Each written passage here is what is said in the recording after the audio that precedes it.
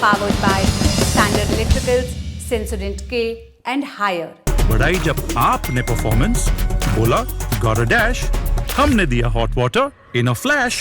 Standard performance का higher standard. अगली खबर भी सुप्रीम कोर्ट से ही और इसकी शुरुआत एक सवाल से करते हैं। क्या सरकार जन कल्याण कार्यक्रमों के लिए जनता की निजी संपत्ति का अधिग्रहण कर सकती है? सुप्रीम कोर्ट के 9 जजों की संवैधानिक बेंच आज इसी सवाल का जवाब दे रही थी। बेंच में कौन कौन से जज, ग्राफिक्स देखिए। CJI DY Chandrachud, justice Hrishikesh Roy, justice JB Pardiwala, justice Manoj Mishra, justice Rajesh Bindal, justice SC Sharma, justice Augustine George Masih, justice BV Nagarathna और जस्टिस सुधांशु धूलिया। 9 जजों की बेंच ने 7-2 के बहुमत से फैसला सुनाया और कहा कि हर निजी संपत्ति को सामुदायिक संपत्ति नहीं कह सकते। कुछ खास संसाधनों को ही सरकार सामुदायिक मानकर उनका इस्तेमाल आम लोगों के हित में कर सकती है। और आज ये फैसला देते हुए कोर्ट ने साल 1978 में आए सुप्रीम कोर्ट के जस्टिस वी.आर. कृष्ण अय्यर के उस फैसले को पलट दिया जिसमें उन्होंने तब कहा था कि सभी निजी संपत्तियों पर राज्य सरकारें कब्जा कर सकती हैं। मोटा माटी अगर उसका फौरी अनुवाद करें तो SLS और पैराबेन गॉन, तो उसका करंट ऑन। What then? इसके पोटेशियम आयंस करें टूट का करंट गॉन, लाइव का करंट ऑन। अब आप पूछेंगे कि ये मामला क्या है। दरअसल साल 1992 में मुंबई के प्रॉपर्टी एंड ओनर्स एसोसिएशन यानी POA शॉर्ट में कहें ने एक याचिका दायर की। POA ने Maharashtra housing and area development act यानी MHADA के अध्याय 8A के अपनी याचिका में उसका प्रोटेस्ट किया। क्या है इस अध्याय में? राज्य सरकार को जीर्ण शीर्ण इमारतों और उनकी जमीन को अधिग्रहित करने का अधिकार है बशर्ते उसके 70% मालिक इसका समर्थन करें। मतलब कोई बिल्डिंग या जमीन खस्ता हालत में है, खराब हालत में है, तो उसके 70% मालिकों की रजामंदी से सरकार उस प्रॉपर्टी का अधिग्रहण कर सकती है।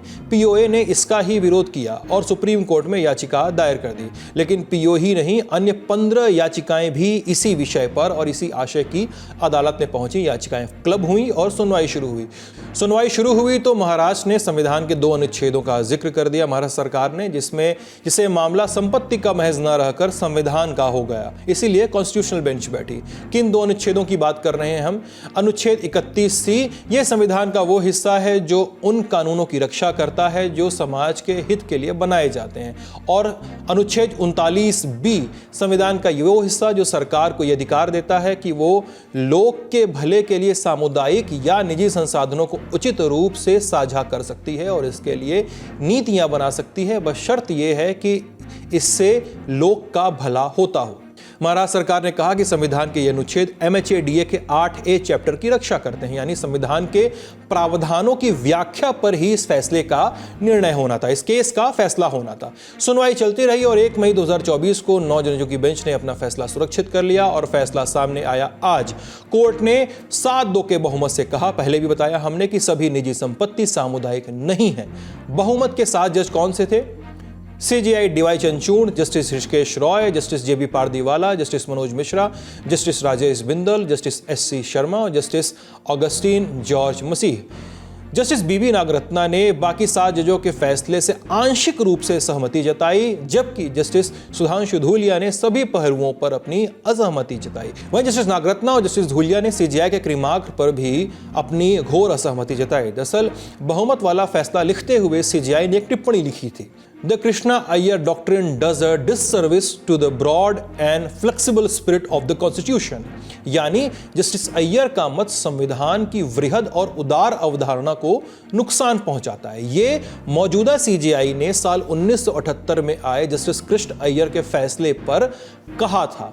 लाइव लॉग एक खबर के मुताबिक CJI के इस रिमार्क पर जस्टिस नागरत्ना ने अपने जजमेंट में जो लिखा उसका आसान अनुवाद कुछ ऐसा होगा कि आज हुए आर्थिक नीतियों में बदलाव की वजह से इतिहास के जजों को इस तरह ब्रांड नहीं किया जा सकता कि उन्होंने संविधान को नुकसान पहुंचाया है।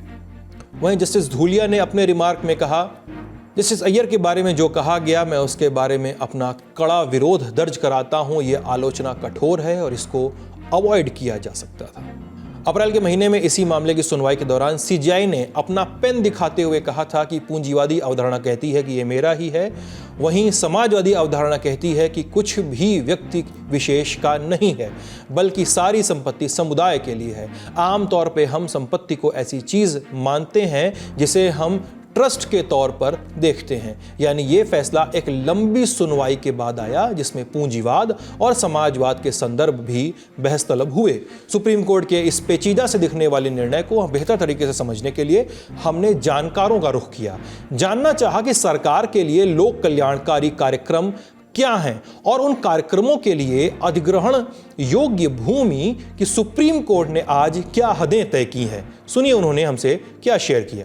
जस्टिस कृष्णा अय्यर की पीठ का 1978 का judgement state of Karnataka versus Jagannath Reddy, जिसमें ये कहा गया था कि कुछ ऐसी प्रॉपर्टीज जो निजी होती हैं उनको भी सरकार एक्वायर कर सकती है फॉर सर्टेन रीजंस, और उसमें काफ़ी छूट मिली हुई थी सरकार को कि किसी भी लिहाज में जिसमें वो सोशल वेलफेयर के ऑब्जेक्टिव के साथ यानी सामाजिक सुरक्षा के उद्देश्य के लिए अगर कोई प्रॉपर्टी को एक्वायर करना चाहते हैं या अधिकरण उसका करना चाहते हैं तो वो बड़ी आसानी से कर सकते थे और उसके लिए पूरे प्रावधान दिए हुए थे। जो अभी 9 जजेस बेंच के सामने आज जो फैसला आया है उसके सामने सवाल ये था कि जो अनुच्छेद 39B की जो ऑब्जेक्टिव है, जो उद्देश्य है, वो क्या कहता है। क्या वो ये कहता है कि सारी निजी प्रॉपर्टीज़ को एक्वायर कर सकता है स्टेट? तो उसके जवाब में जस्टिस चंद्रचूड़ की जो लीडिंग वाली बेंच थी 9 जजेस बेंच ने, उसने जस्टिस कृष्णा अय्यर 1978 के जजमेंट को ओवरटर्न करते हुए कहा कि सारी सिचुएशन में आप निजी प्रॉपर्टीज़ को एक्वायर पूर्ण रूप से नहीं कर सकते हैं। और उसके लिए उन्होंने कुछ जो शर्तें रखी हैं या गाइडलाइंस रखी हैं, उसमें से ये है कि भाई जो बेसिक है कि आपको जिसकी भूमि का अधिकरण हो रहा है उसके साथ आपको पार्टिसिपेट करना है एज अ स्टेट, और तभी आप कर सकते हैं। प्लस कुछ ऐसी सिचुएशंस हैं जहाँ पे जो पॉसिबल नहीं है उनका अधिकरण, तो इन सिचुएशंस में अलाउड नहीं हो सकता है। फिर उसके अलावा जो है लीगल नोटिस दे करके पार्टिसिपेशन आपको करना होगा, तभी जा करके उसमें ये हो सकती है कि आप उसमें निजी प्रॉपर्टीज़ का अधिकरण सरकार कर सकती है कि नहीं कर सकती है।